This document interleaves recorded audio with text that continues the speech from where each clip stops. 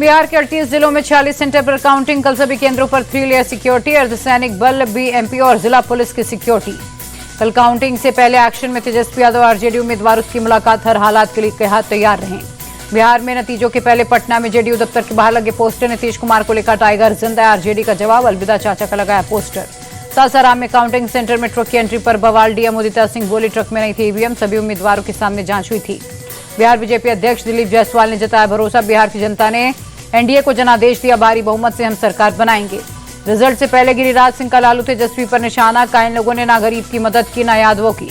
RJD को महागठबंधन की जीत का पूरा भरोसा, प्रेमचंद गुप्ता बोले बिहार की जनता ने तेजस्वी के लिए खुलकर मतदान किया।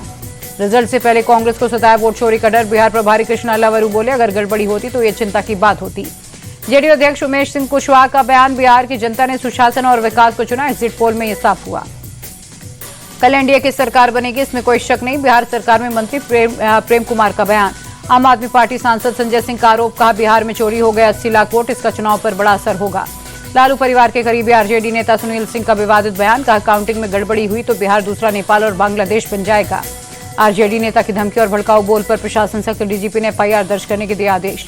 सुनील सिंह के बयान पर भड़के जेडीयू नेता राजीव रंजन, कहा जंगलराज वालों से उम्मीद ही क्या कर सकते हैं। सुनील सिंह के समर्थन में उतरे आरजेडी सांसद मनोज झा, उनके बयान को तोड़ा मोड़ा ना जाए, बिहार में हमारी सरकार बन रही।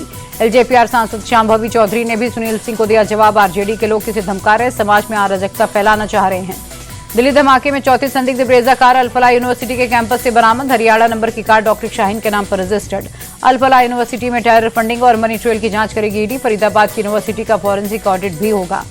आर्थिक अपराध शाखा भी करेगी अल-फलाह यूनिवर्सिटी की जांच, यूनिवर्सिटी के डॉक्टर्स के वित्तीय लेन देन की जांच होगी।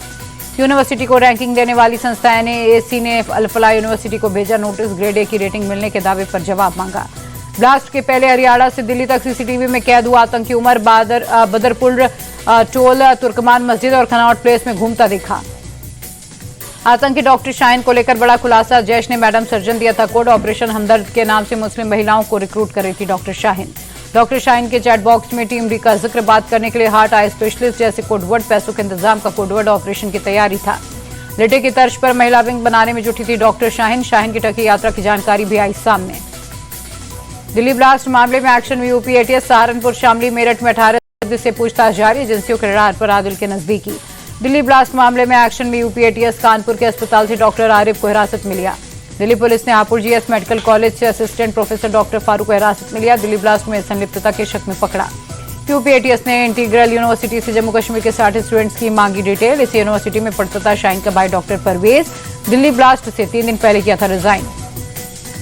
सुरक्षा एजेंसियों को मिली आतंकी उमर और मुजम्मिल की डायरी और नोटबुक में कोडवर्ड का इस्तेमाल, करीब 25 लोगों के नाम का भी जिक्र। कुछ बड़ा प्लान कर रहे थे उमर और मुजम्मिल, डायरी में 8 से 12 नवंबर का जिक्र था, 25 लोगों के नाम भी मिले, ज्यादातर लोग जम्मू कश्मीर और फरीदाबाद के थे। दिल्ली नगर निगम की सभा में आप नेताओं का हंगामा, प्रदूषण को लेकर सरकार को घेरा, काइन के बड़े बड़े वादे खोखले हो रहे। टीएमसी नेता मुकुल रॉय के विधायकी रद्द, एंटी डिफेक्शन के तहत कलकत्ता हाईकोर्ट का एक्शन। बंगाल बीजेपी नेता शुभेंदु अधिकारी बोले मुकुल रॉय की विधायकी रद्द होना संविधान की जीत है, मैंने 4 साल लड़ाई लड़ी। शुभेंदु अधिकारी बोले बंगाल आतंकियों का सेफ शेल्टर है, पिछले 2 सालों में 2 बड़े आतंकी पकड़े गए। छत्तीसगढ़ लिकर स्कैम में ईडी का एक्शन, कांग्रेस नेता भूपेश बघेल के बेटे चैतन्य बघेल की 61 करोड़ की संपत्ति जब्त हुई। एक्सरसाइज त्रिशूल में भारत सेना का दिखा दम, बीएसएफ और कोस्ट गार्ड के जवान भी हुए शामिल। 7वां इंडिया कनाडा मिनिस्ट्रियल डायलॉग आयोजित, द्विपक्षीय व्यापार, निवेश समेत कई मुद्दों पर हुई बात। दिल्ली दौरे पर नेपाल के कॉमर्स मिनिस्टर, दोनों देशों के बीच रेल ट्रेड कनेक्टिविटी को लेकर करार। छत्तीसगढ़ के बीजापुर में मारे गए नक्सलियों की पहचान हुई, 11 नवंबर को ऑपरेशन में 6 नक्सली मारे गए थे। सीआईएससीई बोर्ड ने परीक्षा का शेड्यूल किया जारी, 17 फरवरी से 10वीं और 12वीं परीक्षा, फरवरी से 12वीं की परीक्षा होगी। केरल के आलपुझा में पिकअप वैन पर गिरा फ्लाईओवर का गडर, हादसे की चपेट में आकर पिकअप वैन के ड्राइवर की जान गई। बेंगलुरु हिट एंड रन मामले में पुलिस का एक्शन, आरोपी कार चालकों के गिरफ्तार, पूछताछ के दौरान आरोपी ने कबूला गुनाह। तेजी के साथ बंद हुआ शेयर मार्केट, सेंसेक्स में 300 अंक और निफ्टी 100 अंकों की तेजी। डॉलर के मुकाबले भारतीय रुपए में 6 पैसे की गिरावट, $1 की कीमत 88 रुपये 68 पैसे रही। 14 नवंबर को कोलकाता के ईडन गार्डन स्टेडियम में खेला जाएगा दक्षिण अफ्रीका के खिलाफ पहला टेस्ट, सुबह 9:30 बजे होगा मुकाबला।